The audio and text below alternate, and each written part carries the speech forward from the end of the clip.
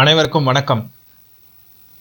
மேஷம் முதல் மீனம் வரை உள்ள 12 லக்னங்களுக்கும் லக்ன பொது பலன்கள் தனித்தனியாக நம்ம சேனலில் பார்த்துட்டு வரோம். அந்த வரிசையில் இந்த வீடியோவில் தனுசு லக்னத்திற்கான பொது பலன்களை நம்ம பார்க்க போகிறோம். பலன்களுக்குள்ளே போகிறதுக்கு முன்னாடி லக்னம்னா என்ன, ராசினா என்ன, லக்ன பலன்கள் நம்ம வாழ்க்கையில் எந்த மாதிரி பாதைகளை நமக்கு சொல்லும், லக்ன பலன்களையும் ராசி பலன்களையும் எப்படி ஒன்று சேர்த்து நம்ம பலன்களை தெரிஞ்சுக்கிறது அப்படின்ற ஒரு தெளிவான விளக்க வீடியோ இந்த சேனலில் நம்ம போட்டிருக்கோம். உங்களுக்கு லக்னம்னா என்னன்றதுல சந்தேகம் இருக்குன்னா அந்த வீடியோவோட லிங்க் நான் இங்கே தரேன். இந்த வீடியோவை தொடர்ந்து பார்க்கறதுக்கு முன்னாடி அந்த வீடியோவை பார்த்துட்டு ஒரு தெளிவு பெற்றுட்டு இந்த வீடியோவை தொடர்ந்து பார்த்தீங்கன்னா உங்களுக்கு ஒரு தெளிவான புரிதல் ஏற்படும்.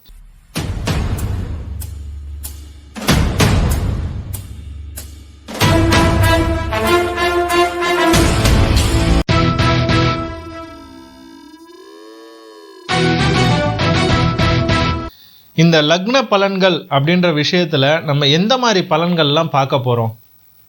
தனுஷு லக்னக்காரர்களுடைய குணநலன்கள் எப்படி இருக்கும், அவர்களுடைய வசிக்கக்கூடிய இருப்பிடம் வீடு அப்படின்றது எந்த மாதிரி இடத்துல அமைஞ்சிருக்கும், அவர்களுடைய குலதெய்வ வழிபாடு அப்படின்றது எதை சார்ந்து இருக்கும், குடும்ப நபர்கள் எப்படி இருப்பாங்க, எந்த மாதிரியான குடும்பம் அமைஞ்சிருக்கும், அவர்களுடைய கல்வி நிலைகள், அவர் என்ன கல்வி படிச்சிருப்பார், எந்த மாதிரி வேலை தொழில் செய்வார், அவர்களுடைய பணப்புழக்கம், வாழ்க்கையில் பணப்புழக்கம் அப்படின்றது எப்படி இருக்கும், சொத்துகள் எப்படி அமையும், சொத்து எதை சார்ந்து இருக்கும், திருமண வாழ்க்கை எப்படி அமையும், அவர்களுடைய குழந்தை பாக்கியம் அப்படின்றது எப்படி இருக்கும், உடல் நலம் சார்ந்த விஷயங்கள், இந்த மாதிரி ஒரு பரிபூர்ண எல்லா விஷயங்களும் ஒரு வாழ்க்கையில் எந்தெந்த நிலையில் என்னென்ன தேவையோ எல்லாத்தையும் நம்ம இந்த வீடியோவில் பார்க்க போகிறோம்.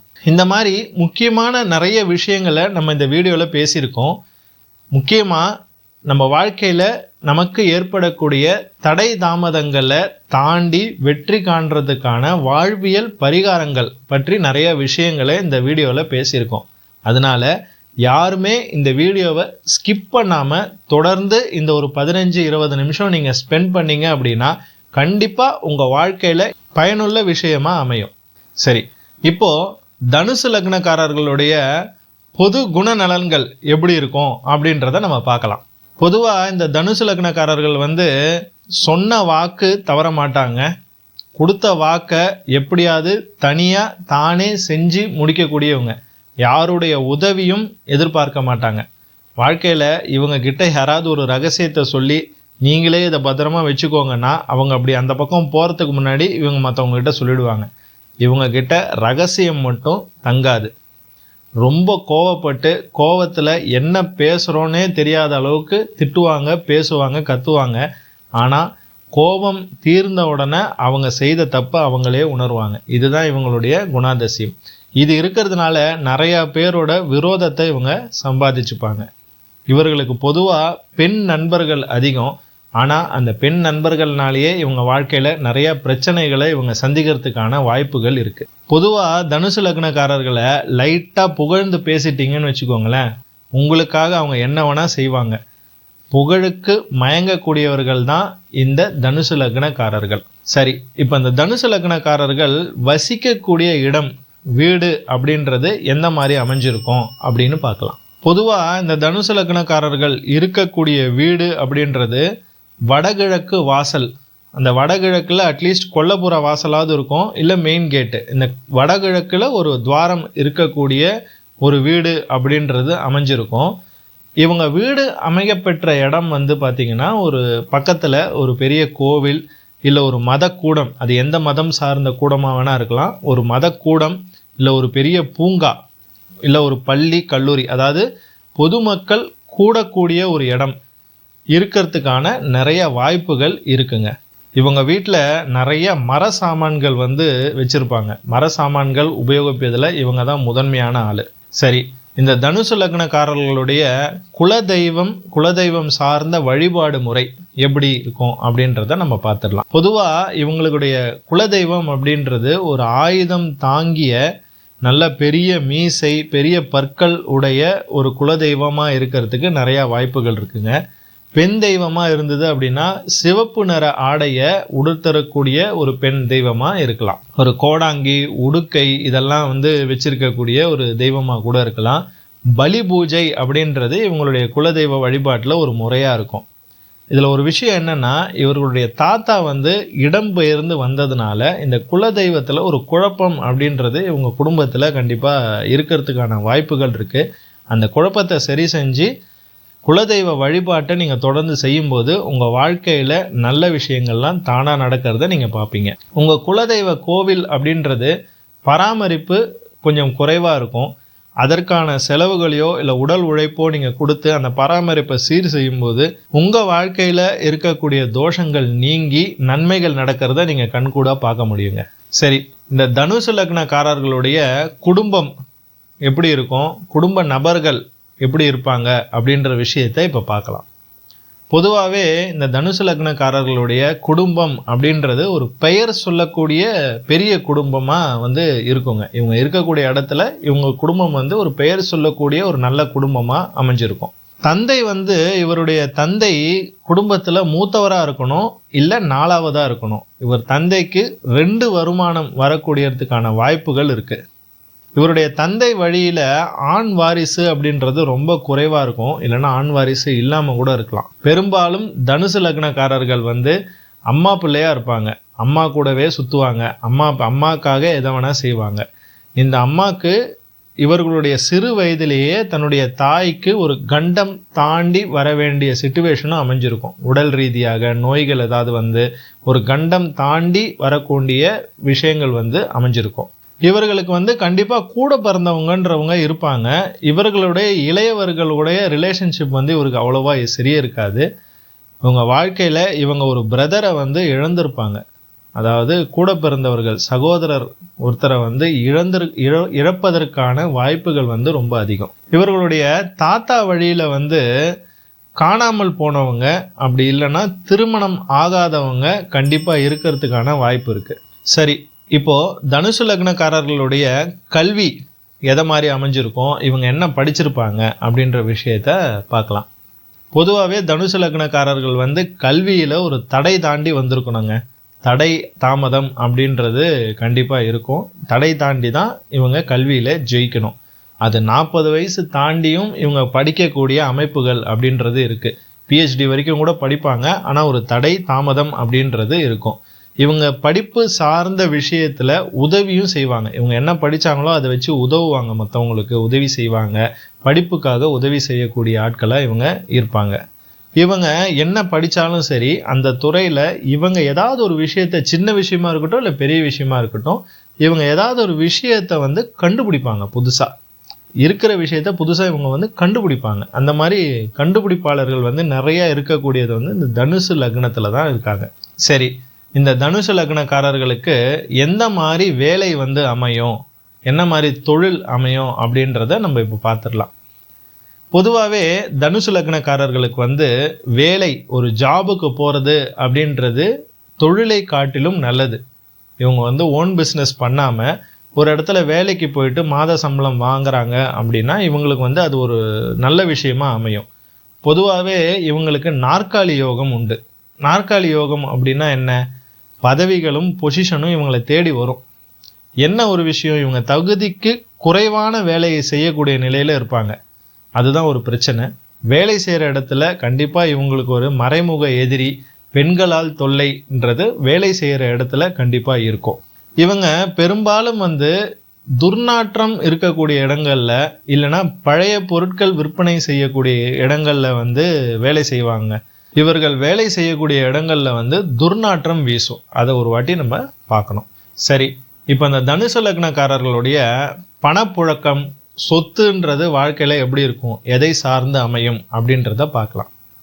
பொதுவாகவே இந்த தனுசு லக்னக்காரர்களுக்கு பணப்புழக்கம் அப்படின்றது கையில் இருக்குங்க. எப்போவும் ஏதோ ஒரு பணம் மறைச்சாது வச்சுருப்பாங்க. ஆனால் பணம் இல்லைன்ற சிச்சுவேஷன் இருக்காது. ஏதோ ஒரு பணம் இவங்க கையில் வச்சுக்கிட்டு இருப்பாங்க. கண்டிப்பாக இவங்களுக்கு இந்த MLM ஷேர் மார்க்கெட்டு இதிலெல்லாம் பண்ணலாம், லாபம் வரும்.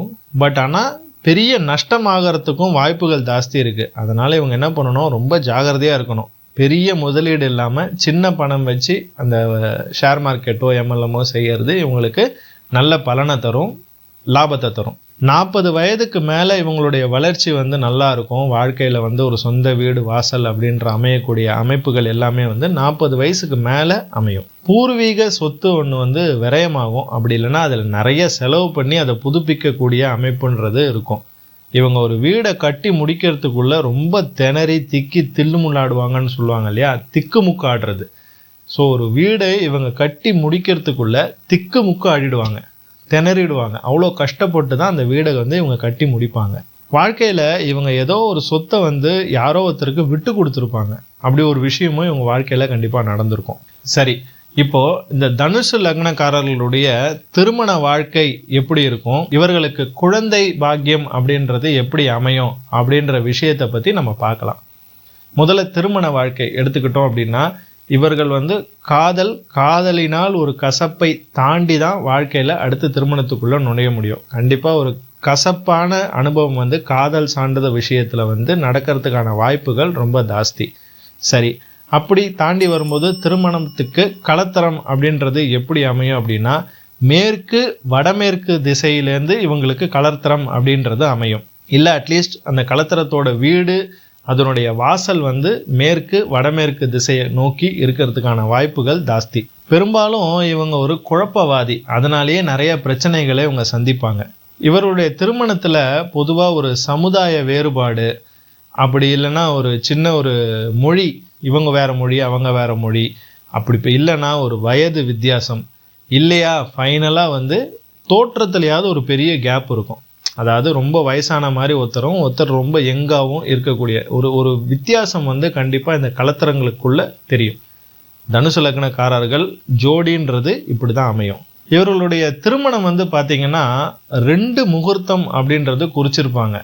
ஒன்று நடக்காமல் இன்னொரு, அதாவது அட்லீஸ்ட் 2 டேட்டு குறிச்சிருப்பாங்க. அந்த மாதிரி 2 விஷயமா இது தள்ளி நடந்திருக்கும். மனைவி ரொம்ப கண்டிஷனான பேர் வழி, ரொம்ப கண்டிஷனான ஒரு பேர் வழி, கணக்கில் புலி.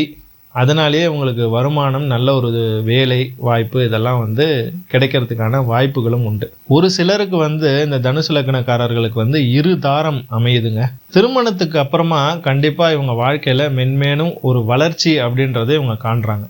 கரண்ட் இருக்கக்கூடிய சிச்சுவேஷன்லேருந்து கண்டிப்பாக ஒரு லெவல் மேலே இவங்க திருமணத்துக்கு அப்புறமா உயர்றாங்க. குழந்தை அப்படின்னு வந்தால் குழந்தை குறித்த ஒரு கவலை இவங்களுக்கு எப்போவுமே இருந்துக்கிட்டே இருக்கும். ஏதோ ஒரு விஷயத்தில் தன்னுடைய குழந்தை குறித்த கவலை அப்படின்றது மனசில் இருந்துக்கிட்டே இருக்கும். இவங்களுடைய கரு அப்படின்றது மழை காலத்தில் உருவாகிருக்குங்க. மழை காலத்தில் தான் இவங்களுடைய கரு அப்படின்றது உருவாகிருக்கும். குழந்தை பிறப்பில் ஒரு சிலருக்கு சிறு பிரச்சனைகள் வருது, மருத்துவத்துக்கு அப்புறமா குழந்தை அப்படின்றது பிறக்குது.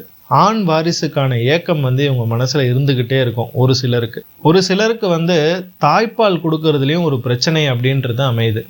தாய்ப்பால் சரியாக இல்லாத நிலை அப்படின்றது அமையுது. சரி, இந்த தனுசு லக்னக்காரர்களுடைய உடல் ஆரோக்கியம் சார்ந்த விஷயங்கள், உடல்நிலை எப்படி இருக்கும் அப்படின்றத கொஞ்சம் தெளிவாக பார்த்துடலாம். முதல்ல இந்த தனுசு லக்னக்காரர்களுக்கு ஹார்மோனல் இம்பேலன்ஸ் அப்படின்றது கண்டிப்பாக வரத்துக்கான சான்சஸ் இருக்குங்க.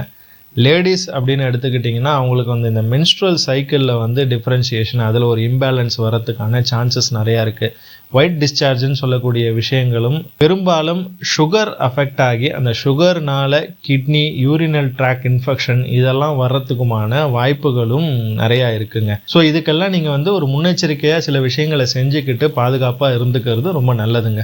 பெரும்பாலும் இந்த தனுசு லக்னக்காரர்களுக்கு தன்னுடைய நோய்க்கு தீர்வு மந்திர ஜபம், எந்திர வழிபாடு இதன் மூலியமாக தேடுறது ரொம்ப நல்லதுங்க. என்னதான் மருந்து மாத்திரை சாப்பிட்டாலுமே இவங்க கர்ம வினை காரணமாக தான் இவங்க நோயில் அவதிப்படுறாங்க. இந்த கர்ம வினைக்கு தானம், மந்திரம், தந்திரம் அப்படின்னு சொல்லுவாங்க. தானம் செய்யணும், மந்திர எந்திர வழிபாடு, மந்திர ஜபம் அதை செய்யும்போது கண்டிப்பாக அந்த நோயுடைய தாக்கம், வீரியம் அப்படின்றது குறைஞ்சி ஒரு நார்மல் லைஃப் லீட் பண்ணுறதுக்கு அது ஹெல்ப் பண்ணுங்க. சரி, இப்போ நிறைய விஷயங்கள் நம்ம பார்த்துட்டோம். வாழ்க்கையில் வெவ்வேறு நிலைகளில் நடக்கக்கூடிய விஷயங்களை நம்ம பார்த்துட்டு வரோம். அதில் ஒரு சில தடை தாமதங்களையும் நம்ம பார்த்துக்கிட்டு வரோம். ஸோ அந்த தடை தாமதங்களை எப்படி நம்ம வந்து வெற்றி படிக்கட்டுகளாக மாற்றுறது, அதற்கான வழிமுறைகள், சிறு சிறு ரெமிடிஸ், பரிகாரங்கள் என்ன செஞ்சுக்கலாம் அப்படின்றத நம்ம இப்போ பார்க்கலாம். தனுசு லக்னக்காரர்கள் இந்த பெருமாள் பள்ளியறை நிலையில் இருப்பாங்கள்ல, சயன கோலம் அப்படின்னு சொல்லுவாங்க. அந்த சயன கோல பெருமாளுக்கு பள்ளியறை பூஜை செய்கிறது வந்து ரொம்ப உத்தமம். அது இவங்க வாழ்க்கையில் பல நல்ல விஷயங்களை இவங்களுக்கு செஞ்சு கொடுக்கும். தோல் வியாதி இருக்கிறவங்களுக்கு கடலை மாவு தேய்ச்சி குளிச்சாங்க அப்படின்னா அந்த தோல் வியாதி அப்படின்றது படிப்படியாக குறைஞ்சி சரியாகிறத இவங்க கண்கூடாக பார்க்க முடியும். பொதுவாகவே இந்த தனுசு லக்னக்காரர்கள் என்ன பண்ணணும் அப்படின்னா, குருமார்கள், ஆசிரியர்கள் இவர்களுடைய ஆசீர்வாதம் அப்படின்றத இவங்க வாங்கணும். எந்த ஒரு நல்ல விஷயங்கள் அதுக்காக இவங்க முயற்சி எடுத்தாலும் சரி, இல்லை எப்பெல்லாம் வாய்ப்பு கிடைக்குதோ பெரியவங்க குருமார்கள் கிட்டேருந்து ஆசீர்வாதம் வாங்கும்போது இவங்களுடைய வாழ்க்கையில் இருக்கக்கூடிய கர்ம வினைகள் அகண்டு நல்வினைகள் நடக்கிறத இவங்க கண்கூடாக பார்க்க முடியுங்க. முடிஞ்ச வரைக்கும் எங்கெல்லாம் புத்து கோயில் இவங்க பார்க்குறாங்களோ அந்த புத்து கோயிலில் ஒரு சிறு வழிபாடு செய்யறது இவங்களுக்கு ஒரு தீர்வாக கண்டிப்பாக இருக்குங்க.